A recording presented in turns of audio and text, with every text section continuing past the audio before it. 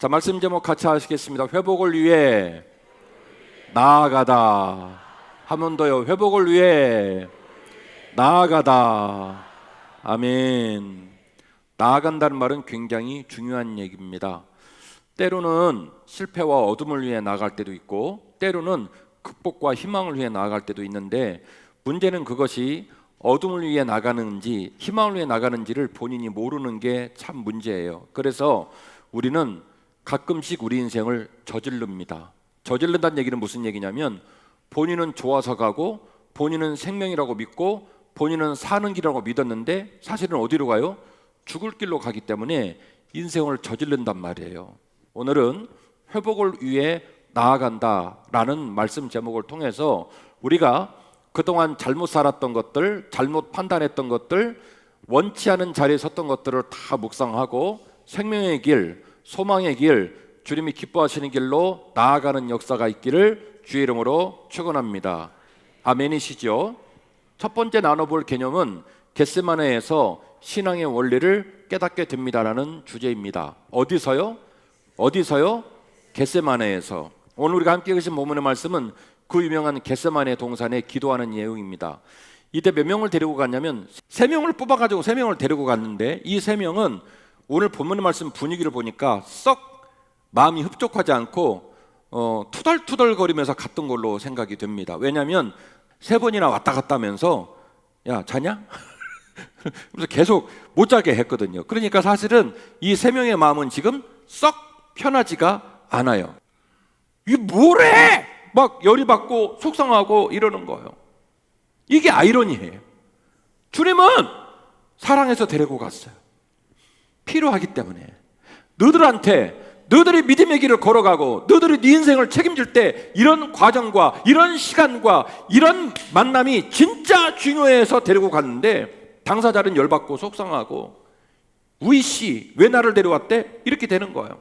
이른바 전문용어 동상이몽. 거기가 어디냐면 겟세마네 동산입니다. 그래서 겟세마네 동산에서 우리는 신앙의 원리를 깨달아야 해요. 몇 가지 원리가 있는데, 첫 번째는 진정한 신앙의 힘은 마음과 말에서 완성되지 않는다는 거예요.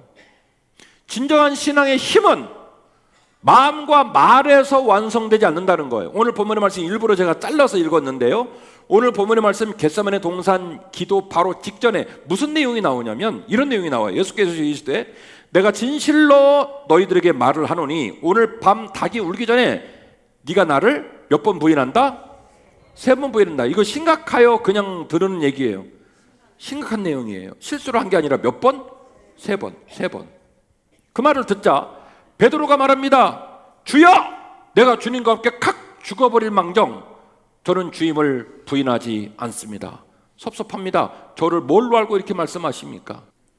근데 문제는 뭐냐면 병사가 베드로를 실족시킨 게 아니라 한낱 비자, 물을 떠다 나르는 힘없는 여종이 모닥불을 펴놨는데 그 모닥불 불빛이 베드로 얼굴을 비춰요. 그래갖고 누구를 알아보냐면 베드로를 딱 알아봅니다. 물어봅니다. 당신 예수님의 제자 아니냐고. 왔다. 이 여자가 나를 알아본 거예요. 그래서 베드로가 주님을 부인합니다. 나 아니야. 거짓말을 한 거예요. 1번, 2번, 3번째 물어보니까 이게 빼도 박도 못하게 생긴 거예요. 그래서 다른 복음서를 보니 베드로는 넘지 말을 선을 넘습니다. 뭐를 하죠? 자기 스승님을 저주합니다.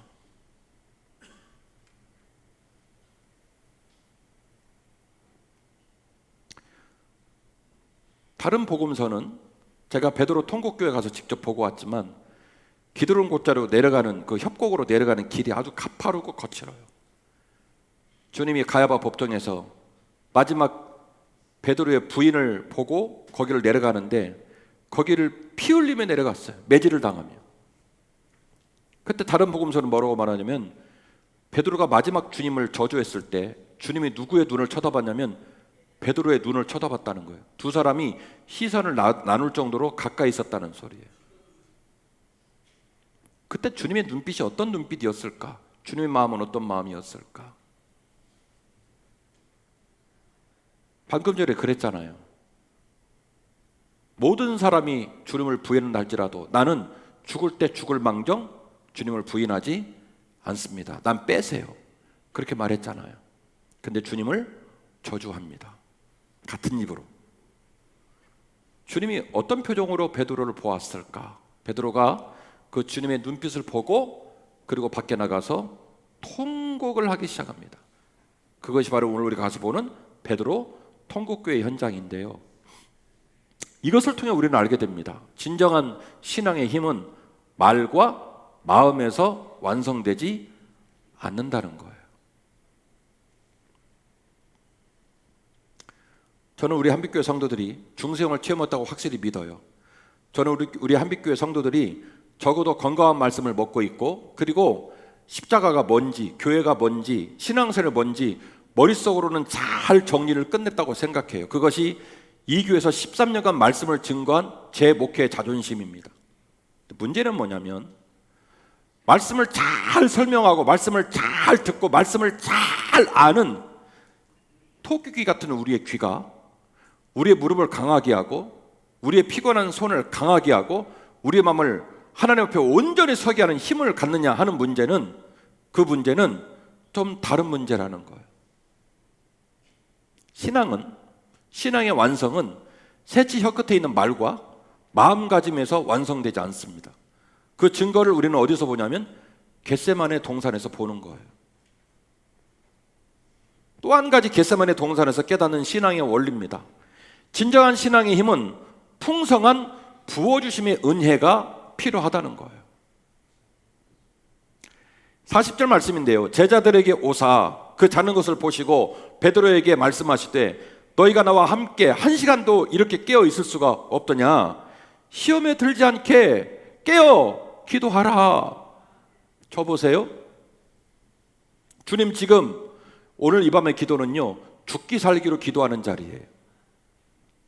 그래서 누가복음은 주님이 기도할 때 주님의 이마에서 흘러내리는 땀방울이 마치 핏방울처럼 보였다고 말을 했고, 하늘에 있는 천사가 너무나 급한 일인지라 땅에 내려와서 주님의 기도를 도왔다라고까지 말을 하고 있습니다.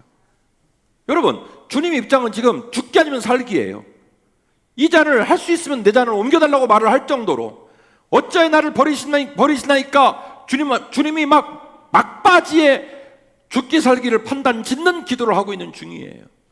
여러분, 그때 주님이 왔다 갔다 여러분, 그게 당연한 일입니까? 이상한 일입니까? 아니, 맥락을 따라오세요. 주님이 지금 맥락을 보면 답이 나온다니까요. 주님이 지금 죽기 살기를 판단하고 기도하고 있다니까요. 그런데 그 기도를 하신 주님이 왔다 갔다 이런 게 정상이에요, 이상이에요? 이상하단 말이에요. 이 이야기를 마태복음만 기록하고 있는 거예요. 다른 복음서는 그런 얘기가 안 나와요. 주님이 죽기 살기를 기도했다 이 얘기만 나옵니다. 그런데 유독 마태복음만 주님이 몇 번이나 왔다 갔다 하면 3번이나 왔다 갔다 합니다. 전문용어로 이것을 동시동작 부대 상황이라고 얘기해요. 첫 번째는 주님이 당신의 사명과 당신의 십자가의 처형과 고난을 위하여 죽기 살기로 기도하고 있고요. 이걸 하면서 동시동작 부대 상황, 이걸 하면서 주님이 이 일 말고도 또 하나 할 일이 있는데 이 눈물을, 이 고난을, 이 기도를 주님이 사랑하는 제자들에게 가르치셔야 했기에 주님은 동시동작 부대 상황을 맞이한 거예요. 하나는 당신을 위해 기도를 하고 또 하나는 이 기도를 제자들에게 가르쳐야 되는 상황이 벌어진 거예요. 아까 제가 여러분들한테 주님께서 제자들 3명을 뽑았는데 애매기고 속상하고 열받게 하려고 뽑았냐, 복 주고 사랑해서 뽑았냐? 증거는요, 복 주고 사랑해서 뽑은 게 맞아요. 왜냐? 이 명단이 누구냐면 베드로, 야고보, 요한 3사람이거든요. 이 3사람은요 이른바 12명 중에 에이스였어요. 그 증거는 이전에 변화산을 올라갈 때도 몇 사람 데리고 올라갔냐면 3사람 데리고 올라갔고, 그때도 명단이 안 바뀝니다. 베드로, 야고보, 요한 3사람 올라갔거든요. 그러니까 사실은 12명 중에 3사람은 내가 죽고 없어도 나한테 잘만 배우면, 나한테 이 귀한 것을 도제식으로라도 전달만 받을 수 있으면 얘네 3사람이 12명을 변화시키고 얘네 12명이 3,000명을 변화시키는 그 씨드와 같은, 씨앗과 같은 그 마중물 같은 역할을 세 사람이 할 거라고 믿고 이 사람 데리고 올라간 거예요. 문제는 뭐냐면 주님은 그렇게 큰 그림을 그리고 있고 이 세 사람을 신뢰하는데 이 세 사람은 주님 마음과 달랐다는 거예요. 감사하지 않았어요. 투덜거리고 불만하고 그러고 있는 거예요. 그래서 다른 복음서는 안 나오지만 마태복음만 유독 주님이 죽기 살기로 기도하면서도 몇 번이나 왔다 갔다 했냐면 3번이나 왔다 갔다 했다는 거예요. 올 때마다 시비를 거셨어요. 야, 또 자냐? 자. 제가 여러분들하고 목회합니다. 제가 성도들을 볼 때 성도가 영적으로 병들었어요. 성도가 신앙생활을 보면 다 보여요.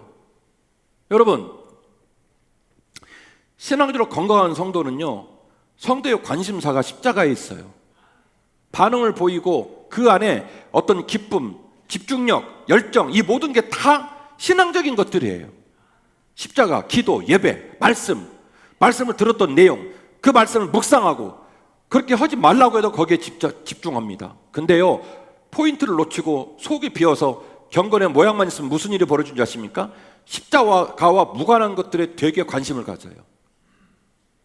그의 언어, 눈빛, 행동을 보면 알아요. 포인트가 뭔지, 저 사람 가슴에 움직이는 동력원이 뭔지, 저 사람이 어디에 지금 힘을 쓰는지 딱 보입니다.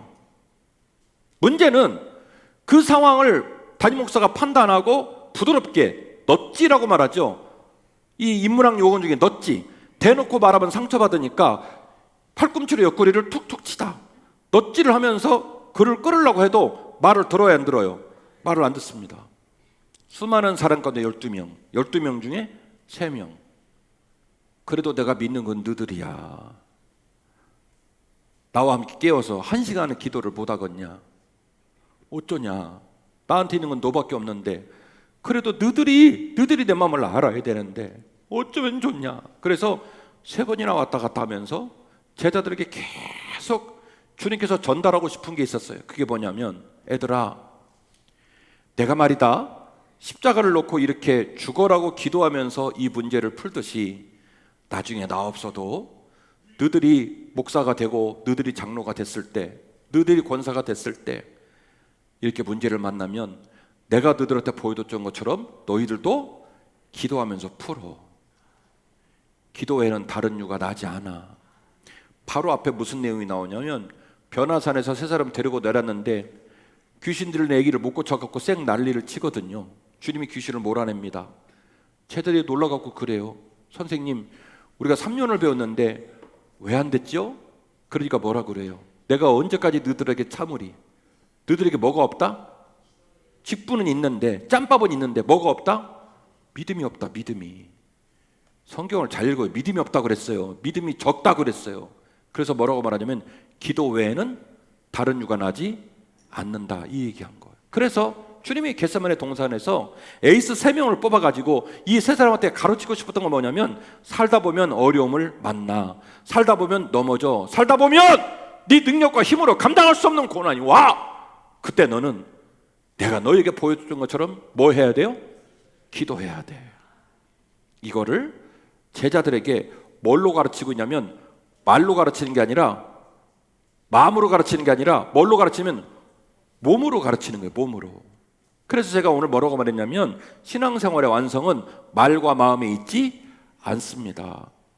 여기서 말하는 몸이라는 표현, 너희들이 마음은 있으나 너희 몸이, 너희 육신이 약하다고 그랬어요. 여기서 말하는 육신이란 말은 아주 함의적인, 은유적인 말인데, 네 삶의 본질이, 네 삶의 기본 베이스, 이 본질이 내 가슴 기도의 복판에 서 있는 게 아니라 어디가 있다? 세상에 가 있다는 거예요. 네가 마음은 그렇게 안 가졌지만, 네 말은 나를 따른다고 말을 했지만, 네 몸은, 네 삶은, 네 생각, 네 가치관, 네 물질, 네가 중요하게 생각하는 모든 것들은 십자가와 무관된 것들로 가득 차 있다는 거예요. 그러니까 마음으로는 그런 마음을 안 가졌지만, 말로는 그런 말을 안 했지만, 그 말과 마음의 약속을 지킬 수 있다, 없다? 지킬 수가 없다. 고난을 당하면 너는 나를 3번이나 부인할 거라는 거예요.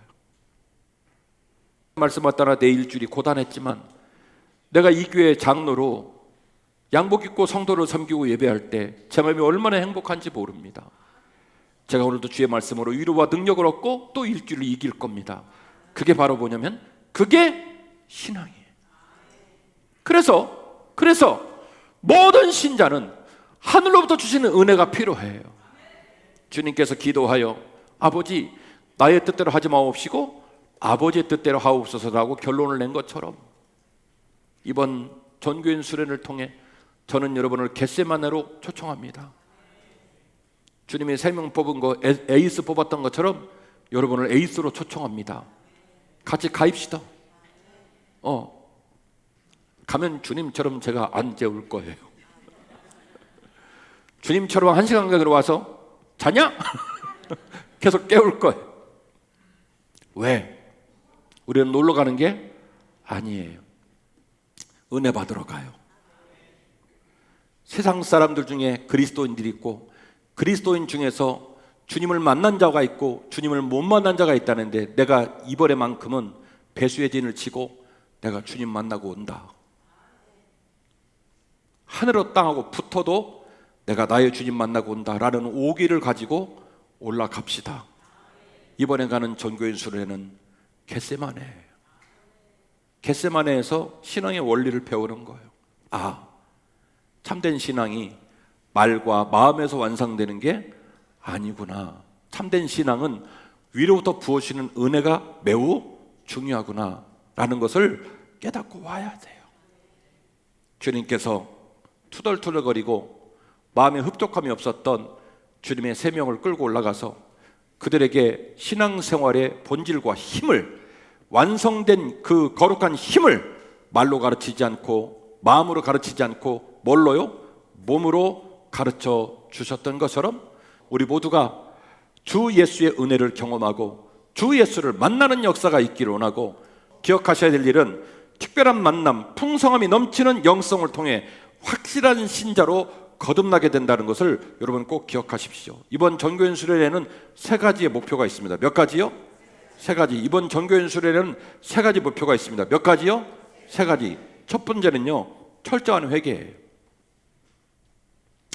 철저한 회개가 이루어지면 하나님과 나하고 화해가 되어지고요, 이웃과도 화해가 됩니다.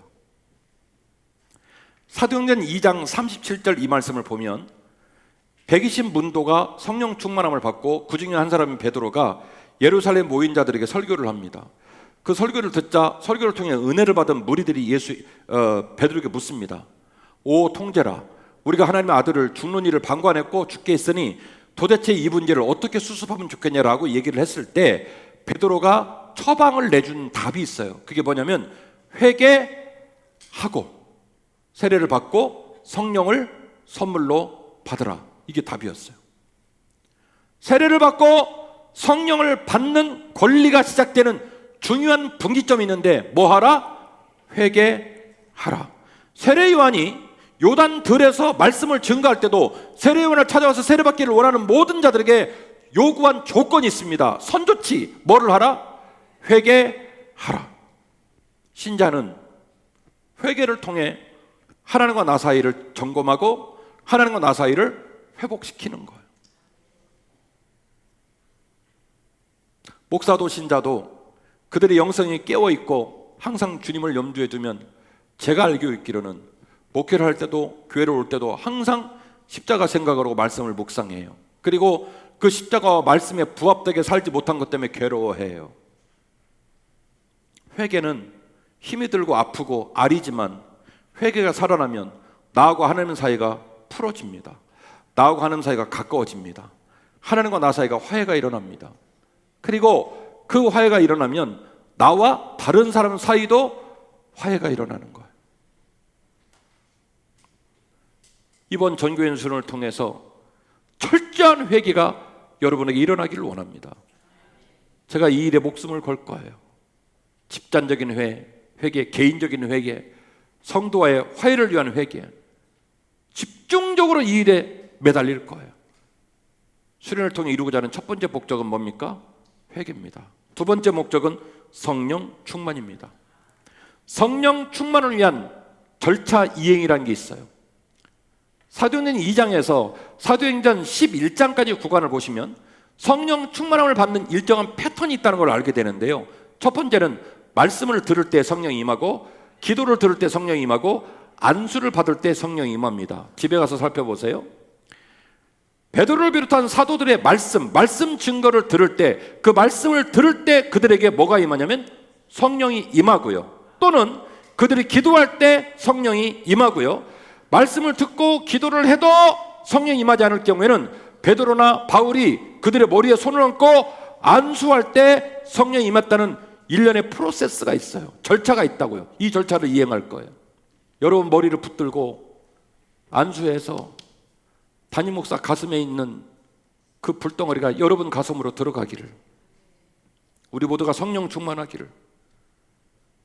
농담이었지만 그냥 여러분과 제 몸이 하나가 되어 여러분 머리통을 붙들고 펄펄 울어대며 그 안수를 통하여 여러분에게 성령이 들어가기를 간절히 원할 겁니다. 그래서 이 프로세스, 절차를 이행하겠다는 거예요. 말씀, 기도, 안수 될 때까지 말씀, 기도, 안수, 말씀, 기도, 안수, 이거를 하겠다는 거예요. 그래서 이번에 반드시 뭐 해야 된다? 성령 충만해야 된다. 마지막, 하나님과 만나야 돼요. 기독교 신앙의 본질은요, 하나님의 임재와 동행의 확신입니다. 하나님을 못 만나면요, 목사도 성도도 말짱꽝이에요. 왜 자꾸 종교인이 돼가고, 왜 자꾸 영성이 없고, 왜 자꾸 입에 하나님이 기뻐하지 못할 말이 자꾸 담길까? 왜 그러냐면 내가 인격적으로 정통으로 하나님을 못 만나서 일어난 일이에요. 창세기 28장 13절 이하의 본문인데요, 야곱이 에서 때문에 되게 고난을 당하고 어려움 당하잖아요. 그래서 장자의 축복을 받습니다. 어머니 리브가가 800km 떨어지는 하란으로 아들을 피신시킵니다. 왜냐하면 에서가 뚜껑이 열렸거든요. 그래갖고 준비되지 못한 채로 내동댕이 쳐집니다. 질질 짜고 울면서 걸어가다가 첫 번째 만난 곳이 루스라는 지역이에요. 그날 거기는 야곱 무덤이에요. 말도 못해요. 활도 못 쏴요. 형하고는 입장이 달라요. 집 밖으로 나간 적이 없어요. 그래서 야곱은 생각합니다. 내가 오늘 여기서 안수받고 결국 안수받은 이유 때문에 형 미움받아 오늘 여기서 내가 죽는구나. 여긴 나대지다. 버림받은 땅, 어둠의 땅, 인생의 마지막 땅이에요. 그날 밤 하나님께서 급하게 누구를 만나냐면 야곱을 만납니다. 사닥다리를 내리고 천사를 파송하시고 그 위중한 밤에 밤새도록 누구를 지키냐면 야곱을 지킵니다. 해가 떴습니다. 야곱은 말합니다. 이 땅은 버림받은 땅, 어둠의 땅, 고난의 땅인 줄 알았더니 이 땅은 다름이 아니라 여호와의 집이었도다. 왜요? 그분이 나를 만나줬기 때문에. 그래서 그 땅 이름을 루스에서 뭘로 바꾸냐면 벳엘로 바꿔요. 그래서 우리가 지금도 그 땅을 뭐라고 부르냐면 베델이라고 불러요. 하나님의 집이라는 뜻입니다. 그곳에서 야곱이 하나님께 제사하고, 하나님께서 시간관에서 못 읽어드립니다만은 그냥 읽어드릴게요. 15절, 내가 너와 함께 있어 네가 어디로 가든지 너를 지키며 너를 이끌어 이 땅으로 돌아오게 할지라. 내가 내게 허락한 것을 다 이루기까지 너를 떠나지 아니하리라 하신지라. 야곱이 자매께 이르되 여호와께서 과연 여기 계시거늘 내가 알지 못하였도다. 하나님이 약속합니다. 야곱, 쫄지 마. 너 힘들게 하는 놈들, 너 어렵게 하는 일이 생겨도 걱정하지 마. 내가 끝내 그 모든 고난의 강을 건너고 너를 이곳까지 데려올 거야. 네가 어디로 가든지 내가 너와 동행할 거야. 그래서 야곱이 몇 년을 버티냐면 20년을 버티고 눈을 깜빡하고 실제로 돌아옵니다. 왜요? 누구한테 약속을 받았어요? 직접 만난 누구한테? 하나님한테 약속을 받은 거예요. 민수기 16장 1절입니다. 레위의 증손 고핫의 자손 이스라엘의 아들 고라, 르우벤 자손 엘리압의 아들 다단, 아비람과 벨렛의 아들 온. 몇 사람입니까? 세 사람이에요. 고라, 다단, 온. 이 사람들이요 쿠데타를 일으킵니다. 250명 모아가지고. 쿠데타 내용이 뭐냐면 우리도 레위 지파인데 왜 맨날 아론이야? 왜 아론 계열만 대제사장을 해? 우리도 할 수 있어 라고 해서 뒤집어 엎어요. 그러자 16장 4절입니다. 모세가 붙고 엎드렸다가, 띄워주세요. 모세하고 아론은요 이거 취미생활이에요. 엎드리는 거. 가데스 바네아에서 12명이 정탐하고 와가지고 10명이 우리는 그들 앞에 메뚜기다 해갖고 또 짱돌 다 들었을 때도 그때도 취미생활 어떻게 했습니까? 백성들 앞에 놀라가지고 엎드러집니다. 여호수아 아론이 옷 찢고 이분들한테 손대려면 누구 죽여라? 우리 죽여라. 그래서 사는 거예요. 고라 자손이 쿠데타를 일으켰습니다. 무려 250명입니다. 엎드렸어요. 이 문제를 풀 방법이 없어요. 못 이기겠어요. 세 가문이 다 모였어요. 그러자 하나님께서 모세를 통해 명합니다. 그렇게 억울하냐? 그렇게 내가 하는 일이 마음에 안 드냐? 그렇게 네 뜻대로 될 것 같으냐? 그러면 분향단 가져와. 그래서 250명 분향단 오고 모세 아론과도 분향단이 옵니다. 너무 가사 아픈 얘기라 그 다음 얘기를 안 할 거예요. 고라 자손은 거기서 누구를 만나냐면 하나님을 만납니다. 어디서요? 분향단에서. 고라, 다단, 온 이 모든 250명이 분향단에서 하나님을 만나요. 저는요, 하나님은 그렇게는 안 만났으면 좋겠어요. 절대로. 그런데 그들이 호언장담하고 그들이 쿠데타를 하면서까지 자신들의 길을 열려고 했던 그 자리에서, 그 분향단에서 누구를 만나냐면 하나님을 만납니다. 요한복음 20장 27절, 도마에게 이르시되 내 손가락을 이리 내밀어 내 손을 보고 내 손을 내밀어 내 옆구리에 넣어보라. 그리하여 믿음 없는 자가 되지 말고 믿음 있는 자가 되라. 도마가 대답하여 이르되 나의 주님, 나의 하나님이십니다. 도마는요, 지독스럽게 의심이 많은 사람이었어요. 그냥 길에서 만난 이웃도 아니고 3년간 함께했던 믿을 만한 형님들이 주님을 만났다고 얘기를 했어요. 몇일 전에? 8일 전에. 마리아도 봤다고 그러고 그 마가 다락방에 있던 모든 사람이 다 봤다고 얘기를 했어요. 그런데도 도마가 뭐라고 멘트를 치는 줄 아십니까? 됐고 형님, 베드로 형님, 그거 됐고요. 내가 내 손으로 옆구리 넣어봐야 난 그래야 믿을 거예요. 그래서 제가 문장을 뭐라고 뽑았냐면, 도마는 어디서 주님을 만났냐면 옆구리에서 만난 거예요. 옆구리에서. 주님이 도마 때문에 8일 만에 다시 왔어요. 너 봐. 이쯤 그래. 너 봐라. 손가락 넣어보고.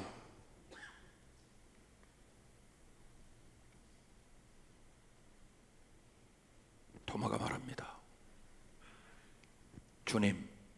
주님은 나의 주, 나의 하나님이십니다. 이 한마디를 지키다가 인도에서 죽어요. 다시는 부인하지 못할 말.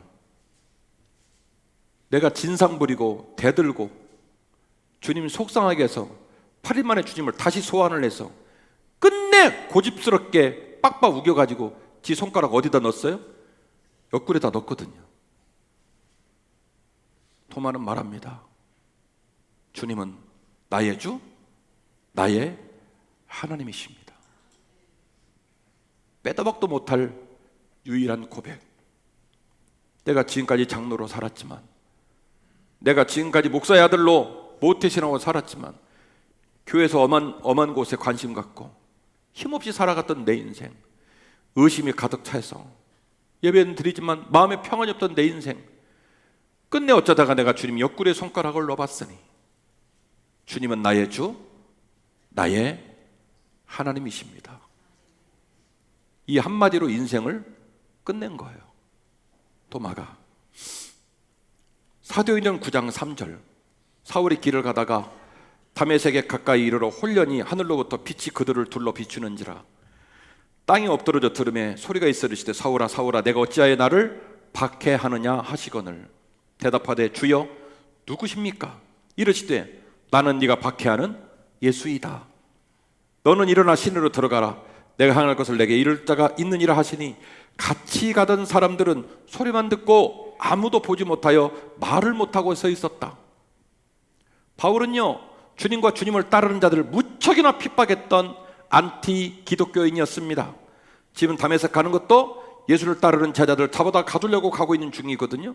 그 길 위해서 누구를 외통수로 만나냐면 주님을 만난 거예요. 그런데 주님은 누구를 만나러 왔냐면 바울을 만나러 온 거예요. 그래서 바울의 일행들은 뭐를 했냐면 들리기는 했고요. 근데 보이질 않았고요. 바울은 들리기도 하고 보기도 한 거예요. 누구를요? 예수 그리스도를 듣기도 하고 보기도 하고.